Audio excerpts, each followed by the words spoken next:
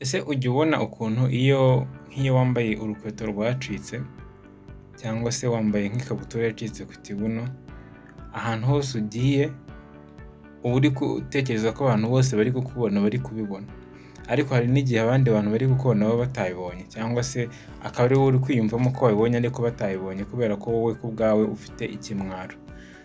Rero abantu benshi batinya amaso y'abantu cyangwa se bagatinya ibyo abandi bantu bari bubavugeho cyangwa se uko bari bubabone, atari uko ibyo bintu ari ibya nyabyo, ahubwo kubera ko bo bifitemo ikintu cyo kwitinya cyangwa se hari ikintu bari kwitinya muri bo ubwabo.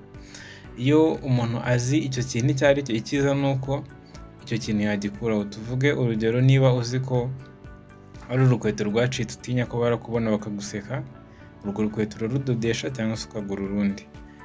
Niba ari ikabutura yacitse urayidodesha cyangwa se ukagura indi. Niba ari nk'umuco wenda tuvuge uravuga uti se abantu baraseka kuririmba kwanjye, ninjya kuririmba abantu baranseka, ushobora kubireka cyangwa se ukagenda ukiga kuririmba neza. Ibyo ni uburyo ushobora gukemura icyo kibazo, ariko abantu benshi bahita bavuga ati abantu baranseka nta kintu na kimwe nabikoraho, none ugasanga arabiretse burundu, aragiye ariyicariye nta kintu na kimwe abikozeho.